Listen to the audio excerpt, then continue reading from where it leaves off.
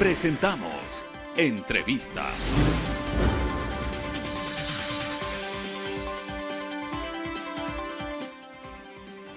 Saludamos a esta hora al presidente de FedExport, Felipe Rivadeneira. ¿Cómo le va, abogado? Buenos días. ¿Cómo le va? Buenos días, un gusto estar acá. Un saludo a su distinguida teleaudiencia. Bienvenido. ¿Entendemos que hay escenario complejo para el sector exportador? Sí, efectivamente. Si bien las cifras nos están mencionando un crecimiento importante de casi el 11% de lo que va hasta el mes de agosto, que es donde tenemos la data oficial, ¿no es cierto? Con unas exportaciones no petroleras, incluidas las mineras, acumuladas de alrededor de 11.000 millones de dólares, lo cual hace ver que seguramente este año vamos a romper eh, el... el monto de exportaciones no petroleras que tuvimos el año anterior, que superamos también históricamente los 15.000 millones de dólares, todo parece ser que vamos a superar esos 15.000 millones de dólares del año 2020 y eso es algo positivo.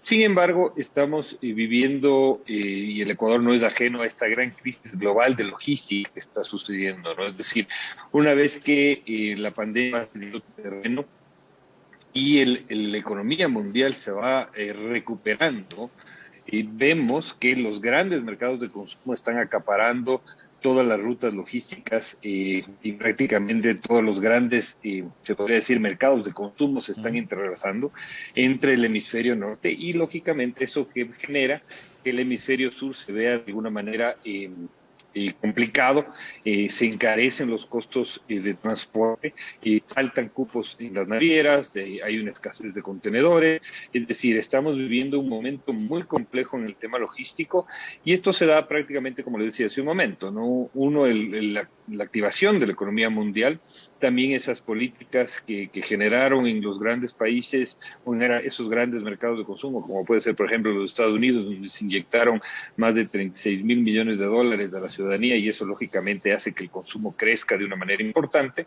Entonces, lo que pasa es que los mercados, tanto europeo como asiático, de Estados Unidos, empiezan a tener una logística prácticamente de ida y vuelta y eso se hace muy complicado para conseguir cupos de exportación y de importación de nuestros productos, nuestras mercancías para el hemisferio sur. ¿Y qué hacemos como país entonces frente a esta crisis global logística para poder seguir como veníamos siguiendo o creciendo como se tenía que crecer? A ver, lo que tenemos que diferenciar es la logística en dos etapas, ¿no? Lo que se puede hacer internamente y lo que se puede de alguna manera tratar de evitar externamente, porque la logística tiene esas dos componentes, ¿no? Normalmente hemos hecho una explicación de lo que está sucediendo y lo que está afectando a nivel externo, ¿no? Es decir, este encarecimiento, esta falta de cupos, esta falta de espacios, un contenedor ha pasado de costar $2.000 a costar de 15 hasta $20.000. Imagínense el incremento que eso representa, ¿no? Y esto también empieza a verse con el encarecimiento de las materias primas y de los bienes de producción. Es decir, el sector se está viendo abocado también a ese encarecimiento interno, pero producto de los factores externos. Y en la parte interna yo creo que tenemos que trabajar muy fuertemente en lograr un objetivo fundamental en un solo frente y demostrar esa capacidad de resiliencia del sector exportador junto con las autoridades públicas y privadas y para conseguir un solo frente, como le decía hace un momento, que consiga los tres objetivos que tiene que tener la logística. Tiene que ser eficiente, eficiente, competitivo y seguro. Así tiene que ser la logística interna. Digo estos tres frentes.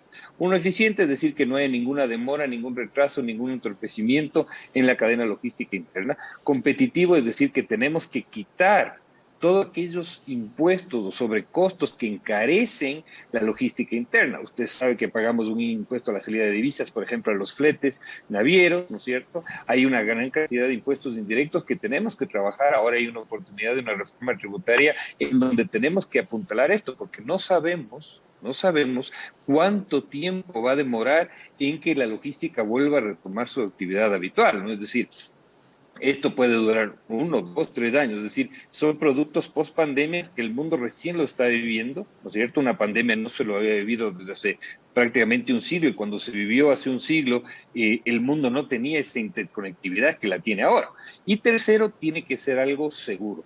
El presidente de la República ha emitido ayer una reforma al título de facilitación de comercio del Código de la Producción, justamente implementando escáneres, ¿no es cierto?, para que todas las mercancías que se exportan y que salgan del país se puedan someter a se podría decir, esta inspección, ¿no es cierto?, vía rayos láser, para evitar la contaminación y el envío de algo que estamos sometidos lamentablemente los exportadores todos los días, que es esta amenaza y esta contaminación del narcotráfico. Esto Y que refleja, tenemos que trabajar fuertemente eso. claro, esto reflejaría entonces que hay poca eficiencia, hay poca competitividad y poca seguridad para el sector.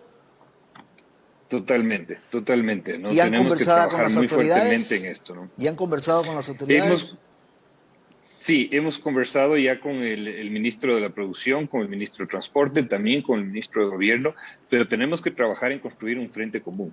Yo le llamaría un frente logístico urgente, ¿no?, de emergencia, porque no podemos, como ecuatorianos, no trabajar en el frente interno. El frente externo, como le digo, va a depender de muchos factores. Igual hay que trabajarlo ya como bloque regional, inclusive buscar la intervención de la Organización Mundial de Comercio, etcétera, pero eso va a tomar mucho más tiempo. Igual hay que hacerlo, igual hay que hacer ese pedido de las autoridades, ¿no es cierto?, desde la Cancillería, que se empiecen a generar estas acciones con nuestros representantes de la Organización Mundial de Comercio, etcétera, pero el Ecuador es un país pequeño, aquí ahí habría que apalancarse con un bloque regional muy fuerte, ¿no es cierto?, con el hemisferio sur prácticamente, para tratar de buscar una solución al corto plazo en ese sentido.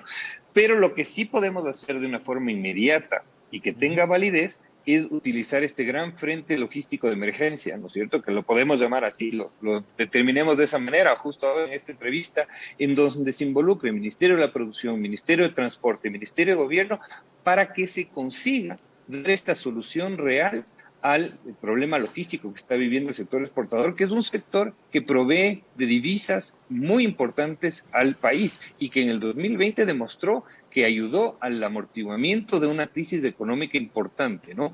Entonces, tenemos que trabajar fuertemente en cumplir esos tres objetivos: que el sector logístico sea eficiente, competitivo y seguro. Y Sí, para eso necesitamos esta articulación público-privada urgente.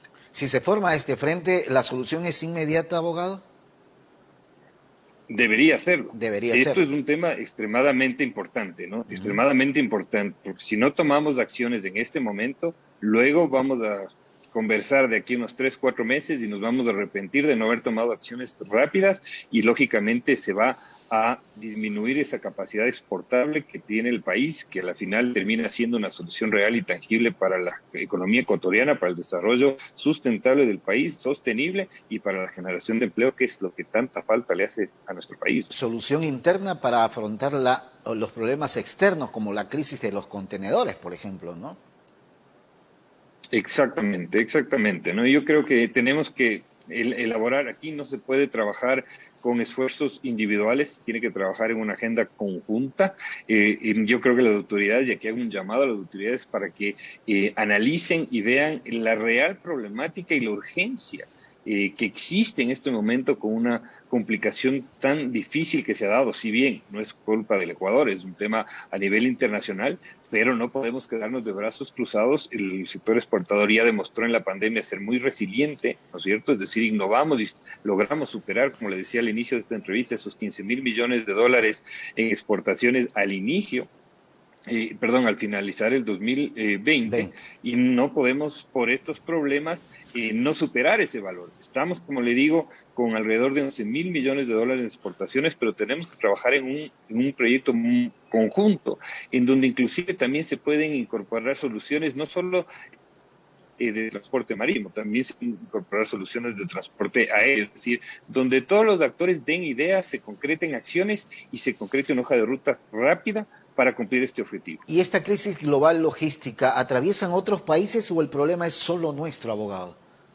No, es prácticamente, como le decía, todo el hemisferio sur, ¿no? Es decir, las rutas marítimas que normalmente se hacían, ¿no es cierto? Es decir, que salía un barco de la China, tocaba puerto en Norteamérica, terminaba bajando por el canal de Panamá y regresaba, no sé, a los puertos de Guayaquil, al de Callao en Perú, se iba a Chile y regresaba. Esto no está sucediendo, lo que está dando es directamente entre el mercado asiático, europeo y estadounidense, porque le sale mucho más rentable por esa crisis que existe, ¿no es cierto? Le sale más rentable ese consumo y terminan haciendo rutas diferentes y dejan abandonadas las rutas del hemisferio sur, y eso es lo que está generando este gran problema de escasez de espacio en las navieras de los contenedores. Pero insisto, ahí puede venir una solución, por ejemplo, de carga aérea, en donde podemos trabajar fuertemente en dar incentivos para que pueda venir esa carga aérea y que no se quede un solo producto sin exportar.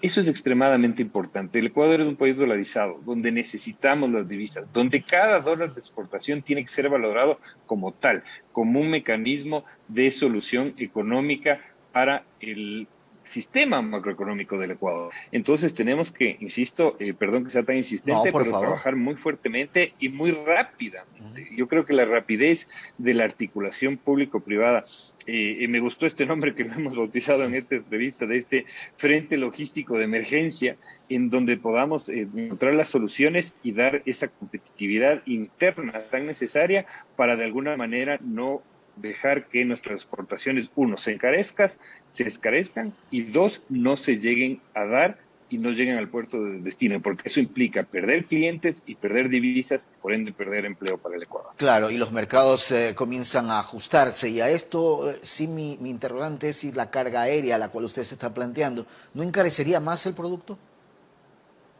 Es que todo dependerá de los incentivos que se establezcan, ¿no? Es decir, ahí viene entonces la resolución interna en nuestro país para ser eficientes, competitivos y seguros.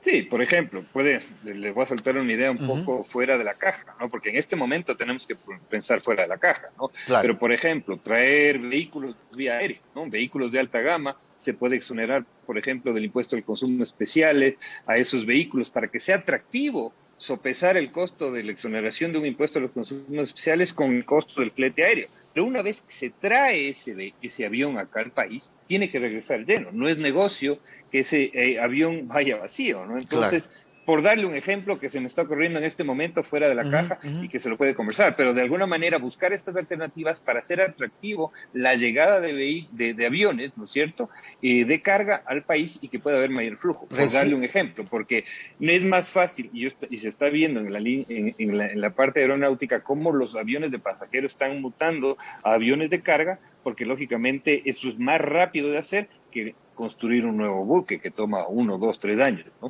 ¿Recién ahora se dan cuenta o la crisis ya comenzó a sentirse hace algún tiempo atrás y nos hemos demorado para aplicar y conformar este gran frente logístico? A ver, la verdad que esto nosotros veníamos advirtiendo como que iba a darse una guerra fuerte de precios. La verdad no veíamos el problema que iba a darse en el tema logístico. Esto es algo que el mundo está aprendiendo, no solo el Ecuador. Es lo mismo que pasó al inicio de la pandemia, ¿no? Es decir, que uno reaccionaba en ese momento porque son temas nuevos, que el mundo no los ha conocido. Y en este momento estamos viviendo algo que la verdad era muy difícil preverlo, pero es una realidad y no sabemos cuánto durará. Entonces tenemos que tomar acciones fuertes, rápidas, concisas y efectivas para cumplir con esos 3 principios de la logística interna que le mencionaba, ¿no? Que sea eficiente, competitivo y segura la logística para que el sector exportador siga creciendo en aras y en beneficio de toda la economía ecuatoriana, ¿no? Felipe, quiero agradecerle por haber estado con nosotros. Que tenga buena mañana. No, a ustedes, gracias por la entrevista y un buen día. Gracias. Felipe Rivadeneira, presidente de FedExport, en esta crisis global logística que atraviesa la región, básicamente países sudamericanos y obviamente el Ecuador. Se plantea entonces una frente interno de logística para poder ser más competitivos, más eficientes y más seguros frente al tema de la exportación de nuestros productos. 7 de la mañana, 20 minutos, una pausa, regresamos.